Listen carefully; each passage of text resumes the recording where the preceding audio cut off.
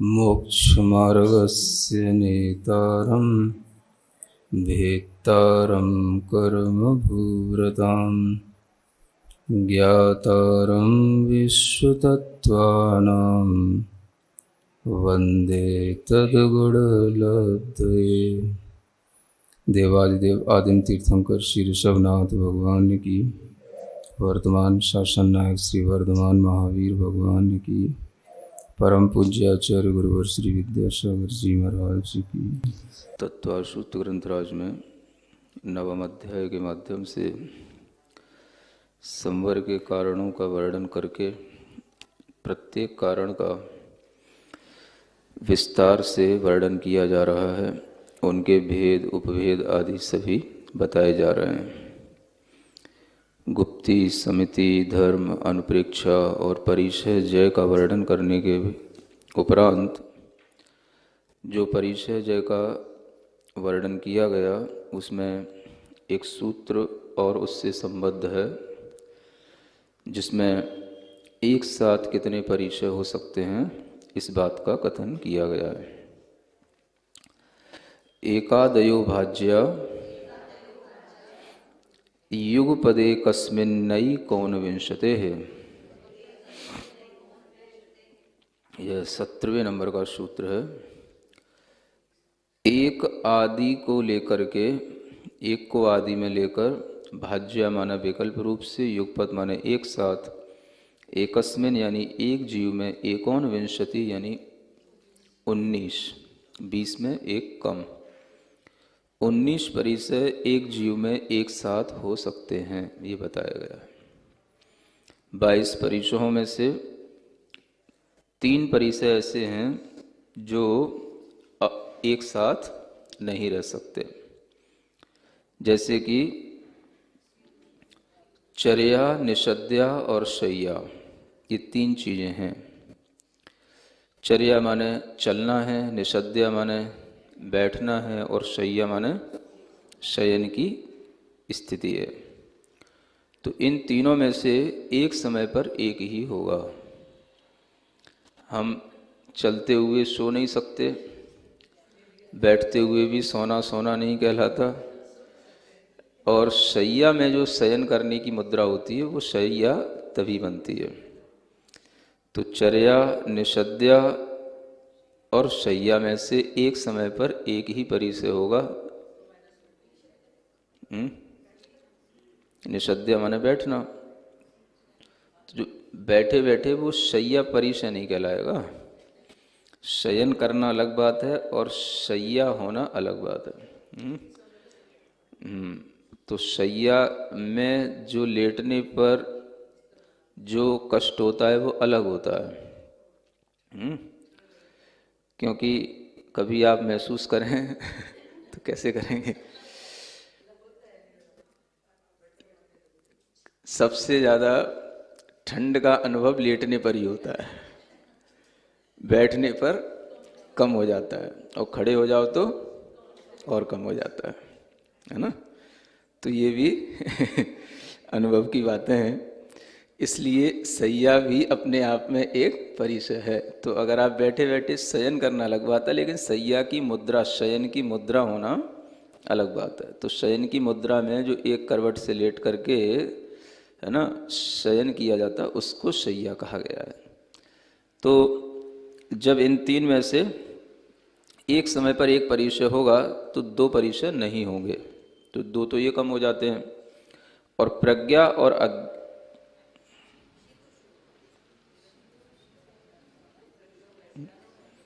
और अज्ञान ये दोनों परिचय तो एक साथ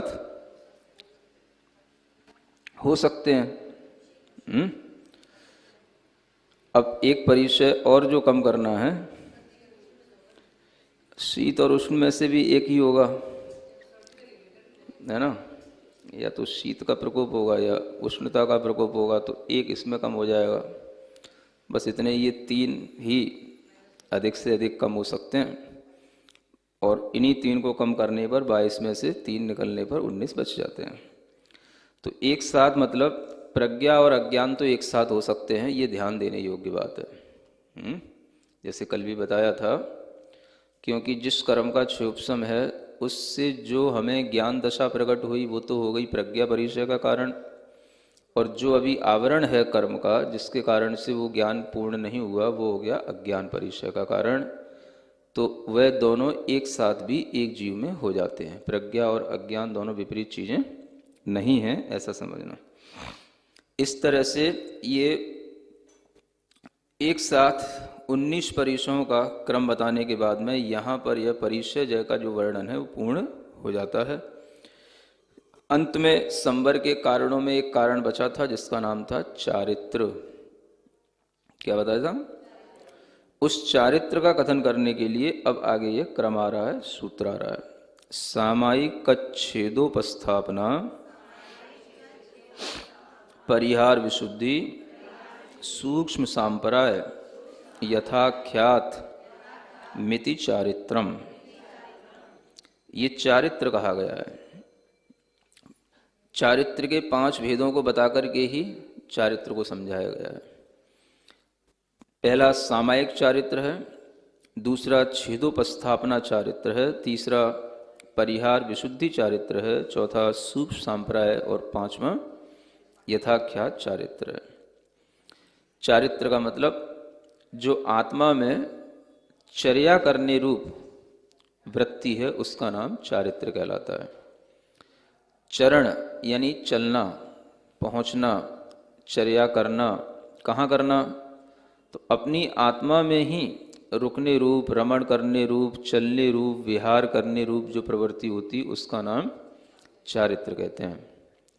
तो यहाँ पर चारित्र के ये 5 भेद बताए गए हैं। इन सभी भेदों में जो सबसे पहला चारित्र है वो सामायिक चारित्र कहलाता है।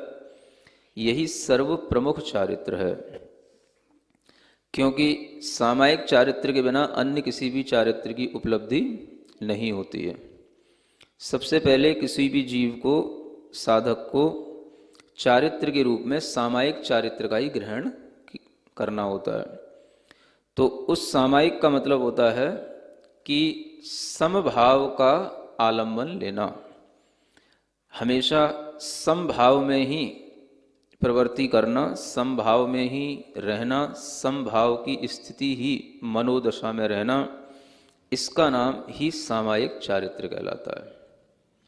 तो वो समभाव किस विषय में होना? तो जितने भी हमारे लिए प्रतिकूल अनुकूल जो रूप होते हैं उन सब में समभाव रखने की बात आती है। सम सत्तु बंधु वग्गो, सम सुह दुखो, पसंसनिंद समो, समलोठ कंचुणु पुण्य जीवित मरणे समो समड़ो। ऐसा एक प्रवचन सार में गाथा आती है। मतलब श्रवण उसी को कहा गया है जो इन सब चीज़ों में समभाव रखे। सम सत्तु बंधु वग्गो, शत्रु में और बंधुओं में समभाव रखो, द्वेष नहीं, राग नहीं, इसका नाम है समभाव। सम सुह दुखो, सुख में भी और दुख में भी समभाव रखना, अनुकूलता प्रतिकूलता में भी समभाव रखना। सम सुह दुखो प्रशंसनिंद समो, प्रशंसा और निंदा में समभाव रखना। समलोठ कंचनो पुण्य, लोष्ठ माने कुछ भी जो मिट्टी आदि है वो, और कंचन माने जो स्वर्ण आदि हैं वो, उनको भी एक दृष्टि से देखो, सभी पुद्गल हैं, समभाव। इस तरह से समलोट कुंचणोपूर्ण और जीवित मरणे समो समड़ो, जीवन में मरण में भी समभाव रखो। जीवन में भी मरण की इच्छा भी नहीं और मरण से द्वेष भी नहीं, और मरण के उपस्थित होने पर जीने की इच्छा नहीं, लालसा नहीं। समभाव जब जैसा जिस समय पर हो जाए वो ग्राह्य है। इस भाव में जो रहता है उसको श्रवण कहा गया है। तो श्रवण का सबसे पहला जो चारित्र है वो यही है। और ये सब रखते हुए भी, ये तो अपनी मनोवृत्तियों के लिए होगा, सब जीवों के प्रति समभाव रखना, समता भाव रखना, यही उसका सबसे पहला संकल्प होता है। तो इसी को सामायिक चारित्र कहा जाता है। इस सामायिक चारित्र को एक रूप ही कहा जाता है, और ये एक सामायिक चारित्र ही पर्याप्त होता है जो यम रूप होता है। यम का मतलब जो सबसे पहले केवल इतना सा उसने नियम लिया है कि मैं सभी प्रकार के पापों से विरत होता हूँ। सर्व शावद्य योग विरतोष्मि, मैं सभी प्रकार की शावद्य योग यानी जो पाप योग हैं, हिंसात्मक मन वचन काय की प्रवृत्तियां हैं, उनसे मैं विरत होता हूँ। इस एक भाव में ही सभी प्रकार के व्रत समिति सबको समाहित हो जाते हैं। तो इसी को जो है सामायिक चारित्र कहा जाता है। इस संकल्प को आत्मा में रखना, इसी का नाम सामायिक चारित्र है। इस सामायिक चारित्र को यहाँ पर सर्वप्रथम इसीलिए कहा गया है क्योंकि इसी के होने पर अन्य कोई चारित्र संभव है, और जितने भी चारित्र हैं फिर वो सभी सामायिक के भेद रूप होते हैं जो आगे बताए जाएंगे, और वो सभी सामायिक की ही वृद्धि करने रूप होते हैं। इसलिए सामायिक चारित्र की प्रमुखता से ही व्रतों को ग्रहण किया जाता है और सर्व प्रकार के पाप आदि का त्याग करके वह इसी चारित्र को अपनाता है। अब ये चारित्र के भेद जो यहाँ पर बताए गए हैं उनमें देखा जाए तो सबसे पहला चारित्र सामायिक, ये एक प्रकार का चारित्र भी कहा जा सकता है। यानी चारित्र जो है वो एक है। कौन से रूप में? सामायिक रूप में। यही प्रमुख चारित्र है, एक चारित्र जो कि सर्व सावध्य से विरति रूप होता है, यही प्रमुख चारित्र है। अगर कोई कहे एक प्रकार का चारित्र कौन सा, तो सामायिक चारित्र। यहाँ हम जो पढ़ रहे हैं ये सब चारित्र के भेद पढ़ रहे हैं, क्योंकि संवर के कारणों में गुप्ति, शमिति, धर्मानुप्रेक्षा ये सब चारित्र कहा गया था, और यहाँ लास्ट में भी इति चारित्रम ये चारित्र का है। तो ये चारित्र ही कहा गया है इसको। अब जब आप षटखंडागम आदि के सूत्र पढ़ेंगे तो उसमें इसको संयम नाम दिया जाता है। सामायी संयम, सामायी छेदोवट्ठावण संयम, परिहार विशुद्धि संयम, वहाँ पर इसको संयम नाम से कहा गया है। तो इस तरह से संयम भी कहा है आचार्यों ने, चारित्र भी कहा है। कोई ऐसी विवक्षा नहीं है जो आज के विद्वान, कुछ जो निश्चय वाले विद्वान होते हैं वो इस तरीके से इनमें भेद करने की कोशिश करते हैं। तो उनको यहाँ पर ध्यान में रखना है कि चारित्र और सामायिक आदि ये जो संयम है ये सभी एक ही चीज़ें हैं। और यहाँ पर जो सामायिक है वो एक प्रथम भेद है। सामायिक एक रूप होता है, एक प्रकार का चारित्र है तो वो सामायिक है। दो प्रकार का चारित्र, सराग चारित्र और वीतराग चारित्र भी कहलाता है, अथवा अपहृत संयम और उपेक्षा संयम के भेद से भी दो प्रकार का चारित्र होता है। प्राणी संयम और इंद्रिय संयम के भेद से भी दो प्रकार का चारित्र होता है। इस तरह से दो प्रकार के चारित्र का भी वर्णन ग्रंथों में मिलता है, और इन सब भेदों को गर्भित करके हम चारित्र के दो भेद आसानी से समझ सकते हैं। सराग चारित्र, वीतराग चारित्र में यह अंतर होता है कि जो चारित्र के पालन करने में अनुराग होता है उसका नाम है सराग चारित्र। किसमें राग है उसका? चारित्र के ही पालन करने में राग है। जैसे मुझे इस व्रत का पालन करना है, तो ये राग के साथ हुआ, क्योंकि उसने पाप से वृत्ति की है, जो शुभ है पुण्य है उससे वृत्ति नहीं ली, तो उस शुभ में जो उसका राग है उसी के कारण से उसे सराग चारित्र कहा जाता है।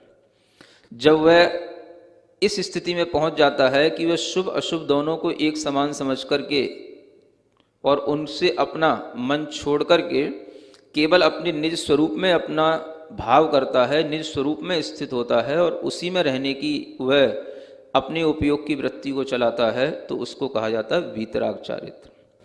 जब उसे शुभ और अशुभ दोनों एक समान नजर आते हैं, तो इस तरह की प्रवृत्ति का नाम वीतराग चारित्र होता है। इसी को हम उपेक्षा चारित्र भी कह सकते हैं, क्योंकि एक भेद उपेक्षा संयम और अपहृत संयम के नाम से भी आता है। तो उपेक्षा में कुछ भी नहीं करना, माध्यस्थ भाव रखना, इसका नाम है उपेक्षा।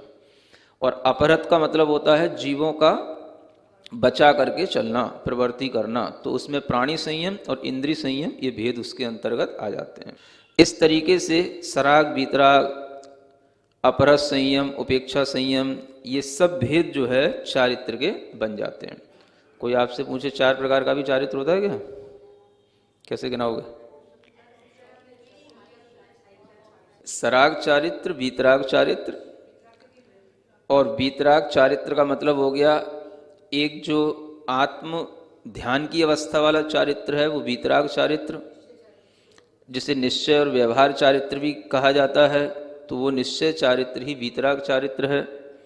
और फिर उसके ऊपर एक वीतराग चारित्र हुआ छद्मस्त वाला और एक वीतराग चारित्र हुआ जिन वाला, तो जिन के दो भेद हो जाते हैं, एक संयोगी जिन और अयोगी जिन। तो ऐसे भी आप चार भेद कर सकते हो, एक सराग चारित्र, एक छदमस्त वीतराग चारित्र, क्योंकि ये कल एक शब्द आया था ना छदमस्त वीतराग, तो इस शब्द का उपयोग भी तो करो।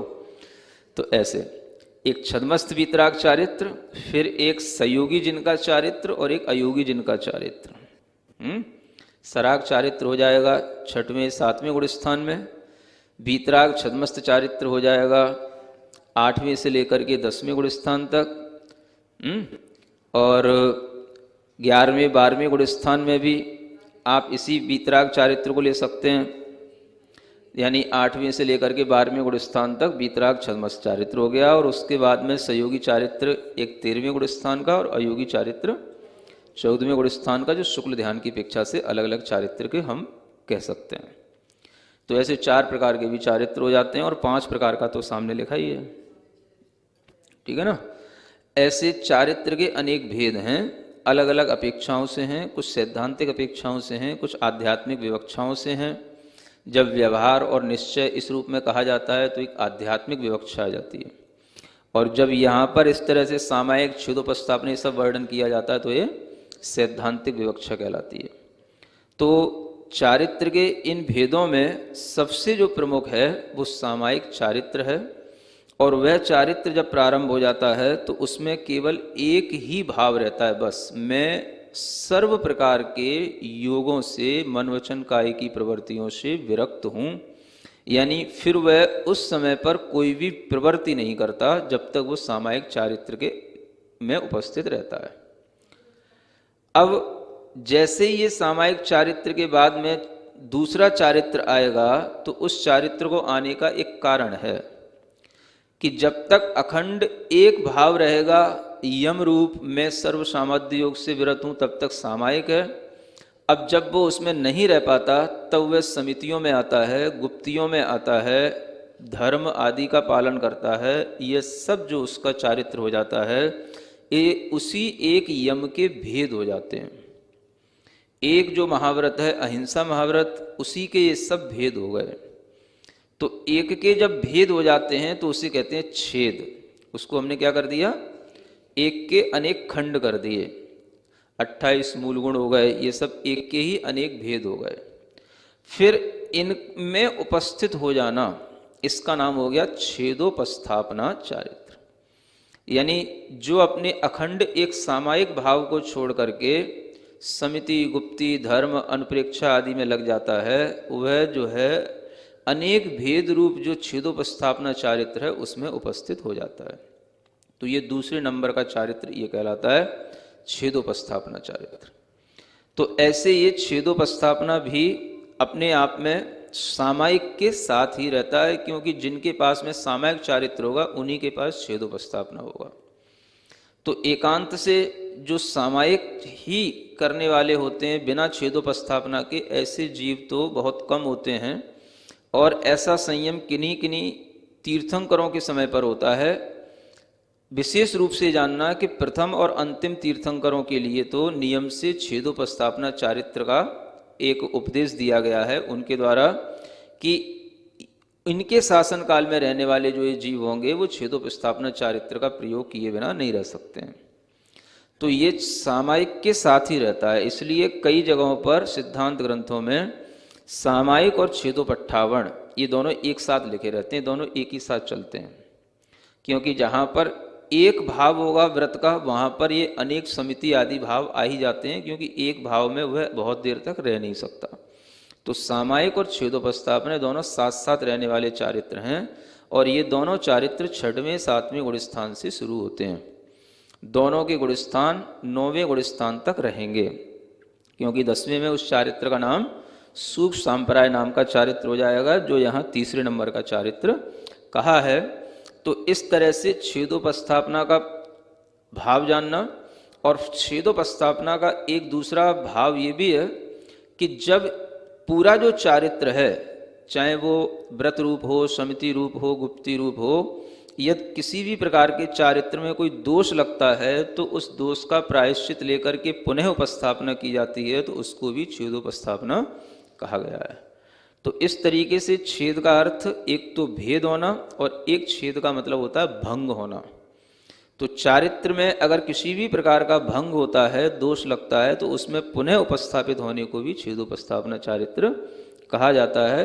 ऐसे दोनों रूपों में चारित्र का प्रयोग किया जाता है और ये दोनों चारित्र एक साथ रहते हैं। और वर्तमान में भी यही दो चारित्र होते हैं। पंचम काल में भी मुनि महाराजों के पास कौन से चारित्र होंगे? तो यही दोनों चारित्र होंगे। एक से काम नहीं चलेगा, दो का आलंबन लेना पड़ता है, सामायिक भी और छेदोपस्थापना भी। तो इस तरह से इन दो चारित्रों का वर्णन करने के बाद में आगे एक तीसरा नाम दिया है परिहार विशुद्धि नाम का चारित्र। परिहार का मतलब होता है गमनागमन की क्रिया करना, परिहार करना। जब गमन आगमन की क्रिया होगी तो जीवों की रक्षा आदि का भाव विशिष्ट रूप से रहता है, प्रवृत्ति होती है, उस प्रवृत्ति में ही विशुद्धि बढ़ती है इस चारित्र में। इसलिए इसका नाम है परिहार विशुद्धि। माने परिहार करना जरूरी है, गमन करना जरूरी है। इसलिए जो इस चारित्र को धारण करने वाले होते हैं वो कुछ विशिष्ट अपने आप में संयम की इस रिद्धि को धारण करते हैं। इसे एक रिद्धि के रूप में भी कहीं कहीं कहा गया है। और इसके लिए ये नियम बताया गया है कि जो 30 वर्ष तक पहले अपने घर में सुख से पूर्वक रहा हो, क्या किया हो?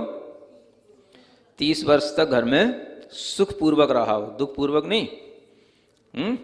और सुख पूर्वक रहने के बाद में फिर जिसने तीर्थंकर के समीप जो है मतलब दीक्षा इत्यादि लेकर के, फिर उसके बाद में दीक्षा लेकर के तीर्थंकर के समीप जिसने जो है एक जो पूर्व और अंगों के जो शास्त्र होते हैं उसमें एक 9वां पूर्व होता है जिसे प्रत्याख्यान नाम का पूर्व कहा जाता है। उस पूर्व का जिसने अध्ययन किया हो और उस अध्ययन में भी कम से कम उसको वर्ष पृथक काल लगा हो। वर्ष पृथक का मतलब होता है 3 से 8 वर्ष का काल। इतना अध्ययन करने के बाद में उसके लिए जो विशेष रूप से जीवों के परिहार करने के लिए, जीवों के उत्पत्ति स्थान, उनके कुल, उनके अनेक तरह के उपयोग आदि की प्रवृत्तियाँ, उनके जो रहने की, चलने की, उनकी गमनागमन की स्थितियाँ, ये सब जो डिटेल से जान लेता है उसके लिए ही यह परिहार विशुद्धि नाम का चारित्र उत्पन्न होता है। तो 38 वर्ष कम से कम उसको लग जाएंगे, उसके बाद में यह संयम की रिद्धि उसके हाथ लगेगी। और इस रिद्धि के होने के बाद में फिर ये नियम होता है कि वो रोजाना कम से कम 2 कोस रोजाना गमन करे, संध्या की सामायिकों को छोड़ करके, है ना। ये गमन करने का उसमें नियम है, बैठे नहीं। सामायिक करने के बाद जो है वह संध्या समय को छोड़ करके अन्य समय में 2 कोस उसे प्रतिदिन कम से कम गमन करना है। तो गमन करने पर ही इस रिद्धि का प्रयोग होएगा। तो ये रिद्धि है और ये जब तक गमन किया जाएगा तभी तक इसका उपयोग है। फिर जब वो बैठ गया तो उपयोग नहीं है, ध्यान में इसका कोई उपयोग नहीं, बैठ गया तो कोई उपयोग नहीं, चलेगा तो उपयोग है। और चलने से ही इसकी विशुद्धि बढ़ती है। तो इसलिए जो है अपनी विशुद्धि को बढ़ाने के लिए, बहुत कर्मों की निर्जरा करने के लिए उसे इसका उपयोग करना होगा। तो ये एक तरीके से ऐसे समझ लो कि जैसे आपने कोई जो है मोबाइल ले लिया है ना, तो अब मोबाइल ले लिया तो उसे आपको उसका उपयोग करना ही है।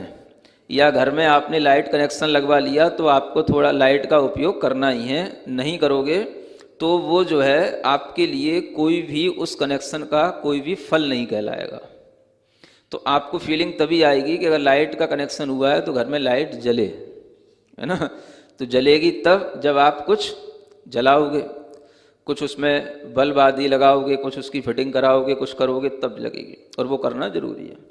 तो मतलब कुछ खर्च करना जरूरी है। इसी तरीके से परिहार विशुद्धि में प्रवृत्ति करना जरूरी है। ये प्रवृत्ति में ही होता है, निवृत्ति में नहीं होगा, ध्यान अवस्था में नहीं होगा। इसलिए इसका गुणस्थान केवल 6वां 7वां ही होता है।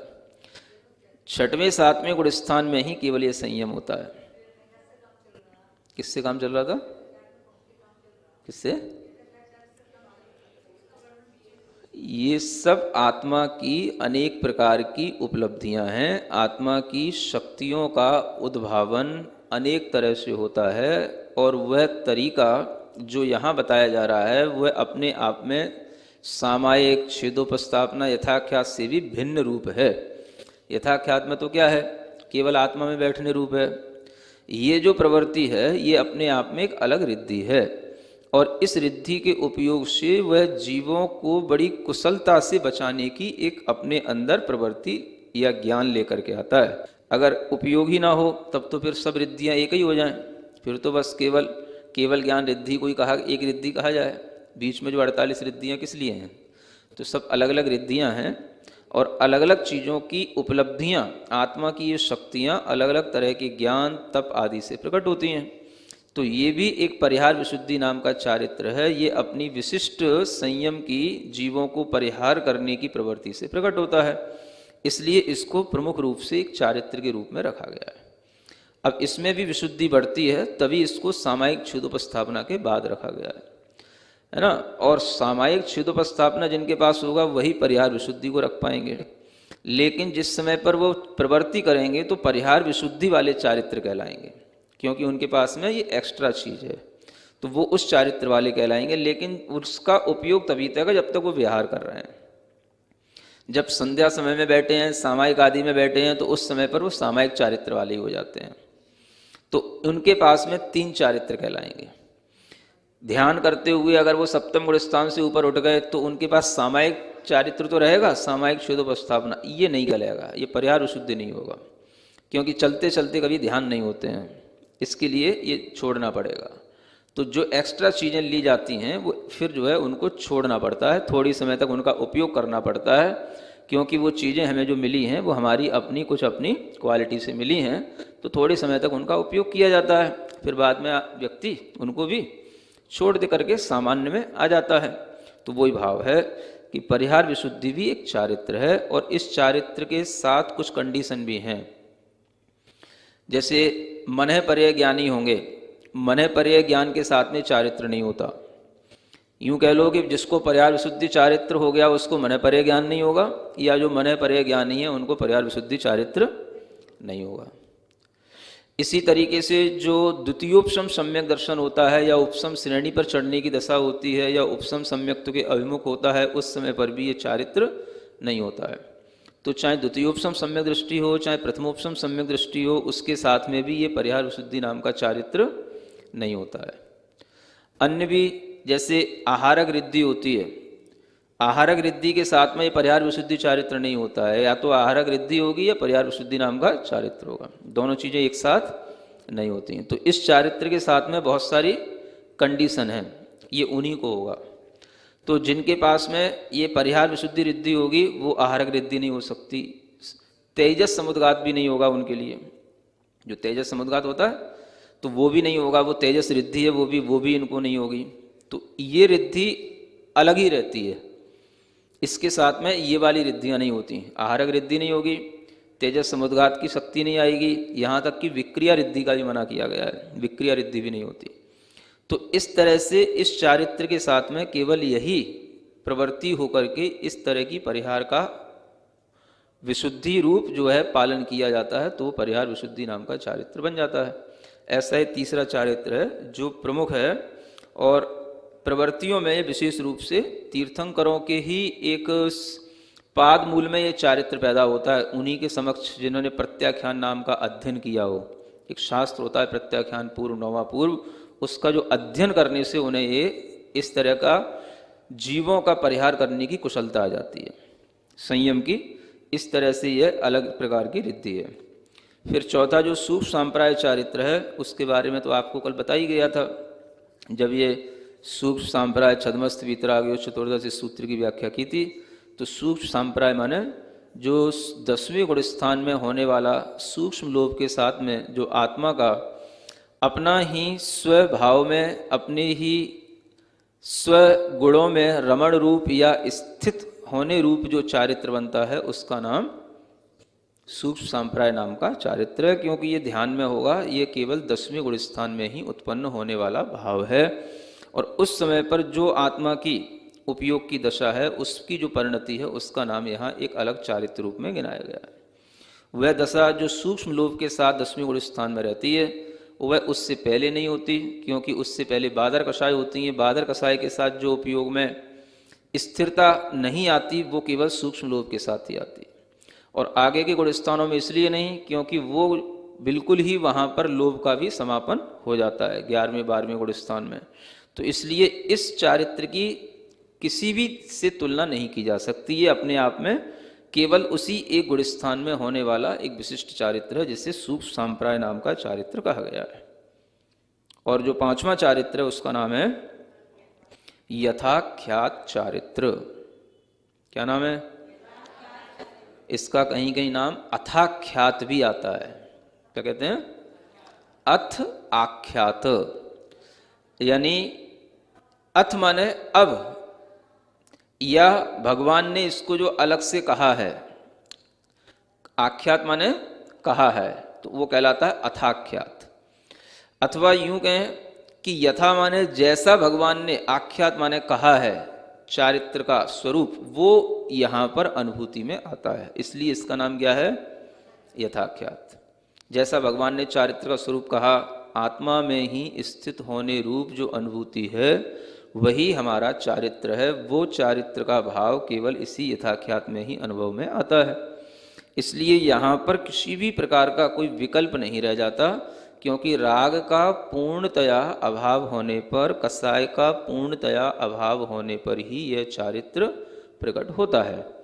तो यह चारित्र 11वें गुण स्थान, 12वें गुण स्थान और 13वें 14वें गुण स्थान में बना रहता है। इस चारित्र को यथाख्यात चारित्र कहा जाता है, जिसमें कोई भी कसाय की उपयोग में अनुभूति न हो। कसाय का उदय किसी भी तरह से उपयोग स्वभाव में अनुभव में न आए, उसको जो है यथाख्यात चारित्र कहा गया है। इस यथाख्यात चारित्र में छद्मस्तता भी है और जिन रूप भी है। ये दोनों ही प्रकार का इसमें समावेश है, क्योंकि ये वीतरागता के साथ में उत्पन्न हुआ है पूर्णतया। तो छद्मस्त भाव में इसके 2 गुण स्थान बन जाते हैं, 11वां भी और 12वां भी। और जिनेंद्र भगवान के पास में भी जो चारित्र है उसका नाम भी यथाख्यात चारित्र ही होता है। तो इस तरह से इस यथाख्यात संयम को ही एक तरह से ध्येय बनाया जाता है। ध्येय समझते हैं? हाँ, लक्ष्य बनाया जाता है। भावना इसी यथाख्यात चारित्र को प्राप्त करने की जाती है। सामायिक चारित्र से शुरू होकर के यथाख्यात चारित्र की ये यात्रा यहाँ पर समाप्त हो जाती है। इसलिए प्रतिक्रमण आदि पाठों में प्रतिदिन यह प्रार्थना करने में, भावना करने में आता है, पंचम चारित्र लाभाय। किसके लाभ की प्राप्ति के लिए? 5वें चारित्र के लाभ के लिए हे भगवान मैं आपको प्रणाम कर रहा हूं, आपकी स्तुति कर रहा हूं। तो ये पंचम चारित्र इसलिए महत्वपूर्ण है क्योंकि इसी से ही मोक्ष होता है और इसी से ही केवल ज्ञान होता है। अगर हम केवल ज्ञान के निकट देखें तो भी ये 12वें गुण स्थान का चारित्र था, क्या चारित्र है जिसके होने पर केवल ज्ञान होता है। और मोक्ष देखें तो 14वें गुण स्थान में भी ये था, क्या चारित्र रहता है, तो मोक्ष भी इसी चारित्र से होता है। इसलिए इसकी पूजा विशेष रूप से करनी चाहिए। समझ आ रहा है? तो 5 प्रकार के चारित्र में इसलिए ये अंत में रखा है क्योंकि ये मोक्ष की समीपता रखता है या केवल ज्ञान की समीपता रखता है। और यह विशिष्ट चारित्र है, इसकी विशुद्धि एक जैसी बताई गई है। अगर हम विशुद्धि की तुलना करें तो आचार्य पूज्यपाद महाराज ने सर्वार सिद्धि ग्रंथ में ये जो 5 प्रकार के चारित्र हैं उनमें जैसे सामायिक छेदोपस्थापना चारित्र है, इनको एक साथ लेकर के चलते हैं। इनमें जघन्य लब्धियां भी होती हैं और उत्कृष्ट लब्धियां भी होती हैं। जघन्य का मतलब सभी का जो सामायिक चारित्र होगा वो एक जैसा नहीं होगा, वो जघन्य से लेकर के उत्कृष्ट तक अनंत भेदों रूप होता है वो। तो विशुद्धि के ऊपर ये चारित्र निर्भर करता है। जिसकी कसाई की जितनी मंदता होगी उसकी विशुद्धि उतनी अधिक होती है। तो कसाय के अभाव में ये जो चारित्र में विशुद्धि आती है उसी को संयम की लब्धि कहते हैं। तो ये संयम की लब्धि जघन्य, मध्यम, उत्कृष्ट तीनों रूप में होती है।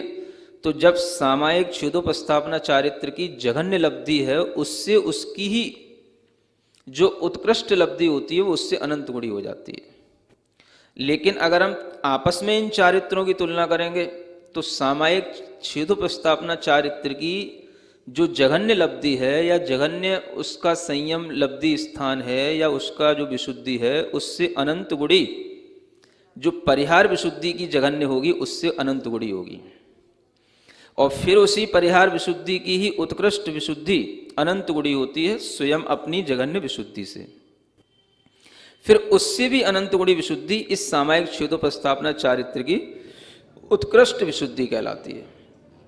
फिर उससे भी उत्कृष्ट अनंत गुणी सूक्ष्म सांप्राय चारित्र की होती है, और जघन्य विशुद्धि, और अपने उसी जघन्य से वह उत्कृष्ट अनंत गुणी विशुद्धि सूक्ष्म सांप्राय की ही उत्कृष्ट होती है अनंत गुणी, और फिर उसी से जो है अनंत गुणी यथाख्या चारित्र की विशुद्धि हो जाती है। और जो यथाख्या चारित्र की विशुद्धि है वो केवल एक रूप ही होती है, उसमें कोई भेद नहीं, क्योंकि कसाय के वो अभाव से उत्पन्न हुई है। ये भेद क्यों हो रहे हैं? ये कसाय की अलग अलग उदय की जो तीव्रता मंदता है, अनुभाग शक्तियों के अलग अलग प्रभाव हैं, उसके कारण से ये जघन्य और उत्कृष्ट ये भेद उसमें बन जाते हैं। किंतु जहाँ पर कसाय का अभाव हो गया तो अब वो विशुद्धि केवल एक रूप रह गई, उसको जो है निर्विकल्प कहा गया है, वहाँ पर भेद नहीं है। यथाख्या चारित्र में कोई भेद नहीं किया गया, अन्य चारित्र में संयम लब्धियों में भेद बन जाते हैं। ये विशेष रूप से ध्यान में रखते हुए 5 प्रकार के चारित्रों का जो वर्णन है वो आपने सुन लिया है। इतना ही आज पर्याप्त है। सिरिजिणवाणी जग कल्याणी जग जन मदतम मोहरी जणमण हारी गढ़हर हारी जम जरा भव रोग हरि तिथ्य राणम दिव्य झुणिम जो पड़ई सुणई मय्ये धारई राणम सौख मणंतम धर्य सासद मोक्ष पदम पावई सासद मोक्ष पदम पावई।